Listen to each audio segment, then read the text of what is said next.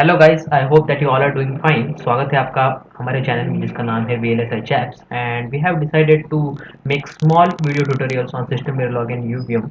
So our main focus will be more on practical and less on theory because theory आप कहाँ भी पढ़ सकते हो but practical में हमें ज़्यादा फोकस करना है. So we will proceed like this. We will go with first system verilog fundamentals, then we will do 2-3 projects on it, and then we will go to UVM. So you all will be knowing Verilog, right? I assume that you all know Verilog because system Verilog is mainly based on Verilog only, but it has some additional features in it like hooks concept, then randomization, coverage. So all these concepts are there in system Verilog. So it is an additional part. So system Verilog is like a hardware description language as well as verification language. You can use it for both. Mostly it is used for verification purpose. So today, so I won't go into depth about theory part, theory about how from where system Verilog came and all that you can find out, that you can figure it out. I hope.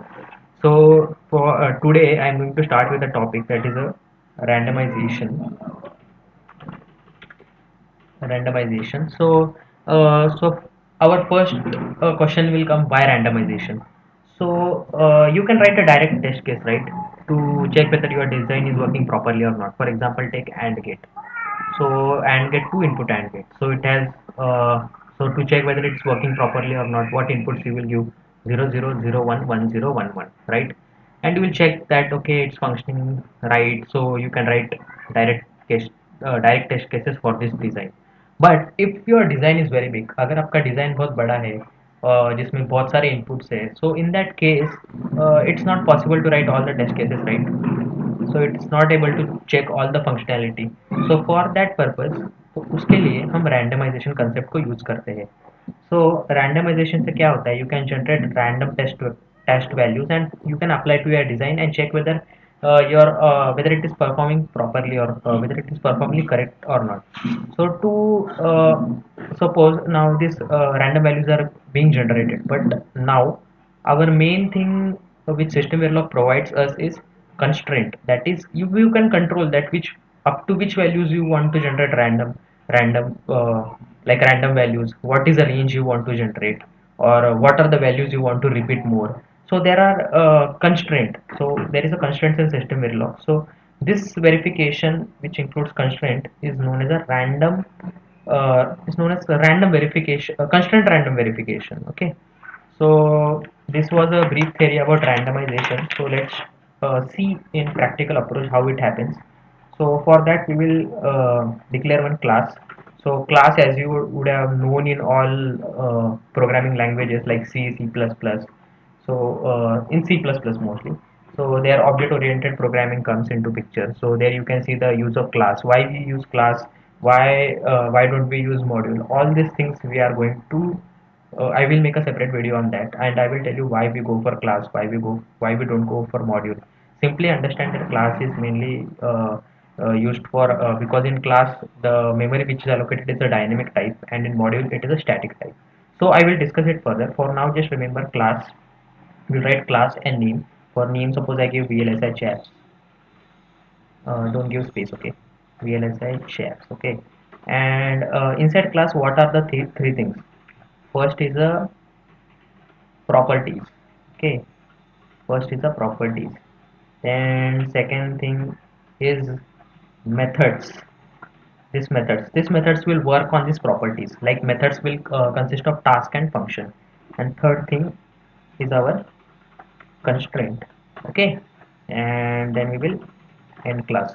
So inside properties means what? You will declare one variable. Suppose we declare one variable a, and what its data type, suppose we take bit. What is the size? 3 down to 0. So I will make a separate video on data types also. So in order to use randomization concept, the main two things you need to keep in mind is, while declaring the property, you also need to declare rand and randc keyword. Okay, keyword, we will see how this keyword works and what is difference between rand and randc. We will see this. Okay, so now keep here rand, and we will declare one more variable. Just copy paste this thing. Okay, just copy and just paste. Okay, this is also 3 down to 0 means 4 bit. Sorry, I said 3 bit, I guess. So this is 4 bit. Okay, now what we will do, in module top we will declare module top and module. So there is a, so you have to uh, write a handle for this class VLSI chaps. So this is our handle.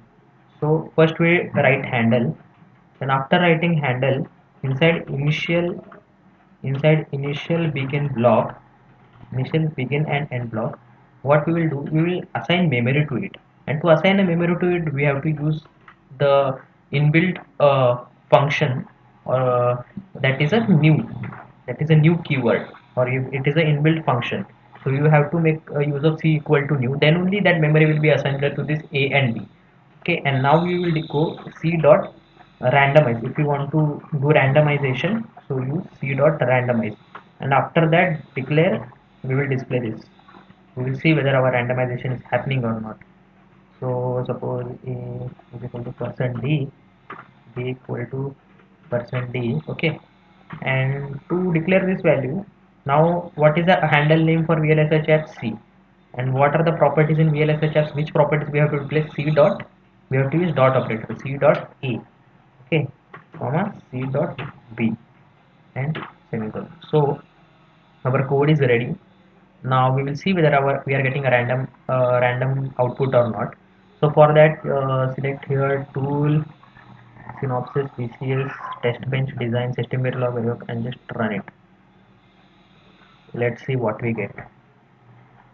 Yeah, we are getting some error. Okay, here you have to use semicolon. Okay, don't forget semicolon, that's important.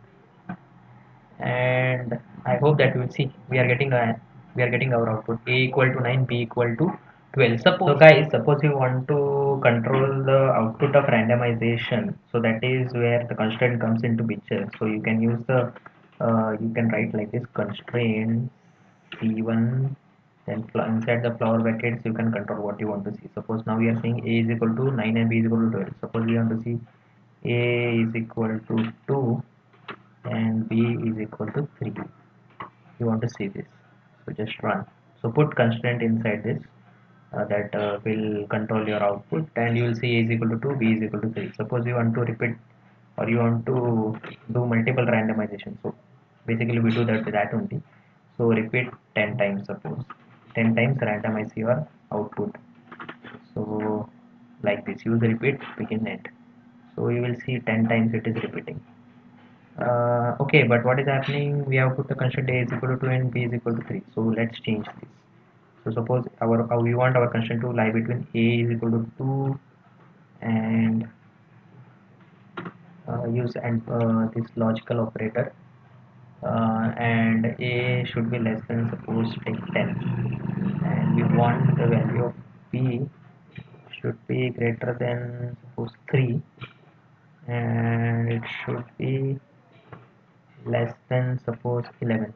Okay, now run this. Now you will see all the values are getting randomly. See, randomly you are seeing the output.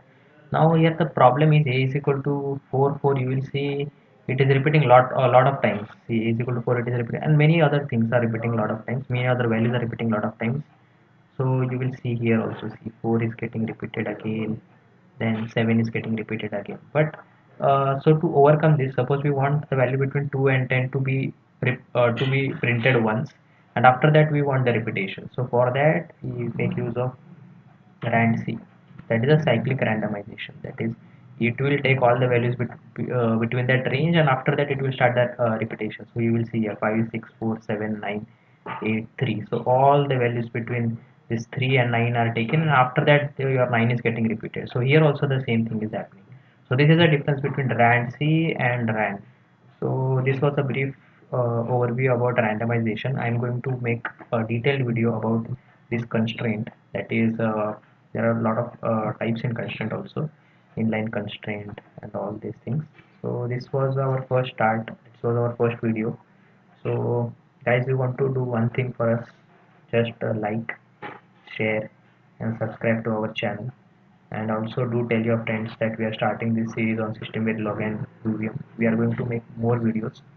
So, and one more thing you can do for us is in comment box, tell your suggestion that what changes we need to do, because this is our first time we are doing this, and we will improve it. So don't worry. And thank you guys. And for more information related to VLSI field, you can join our Telegram channel, that is VLSI chats. So see you soon. Bye guys.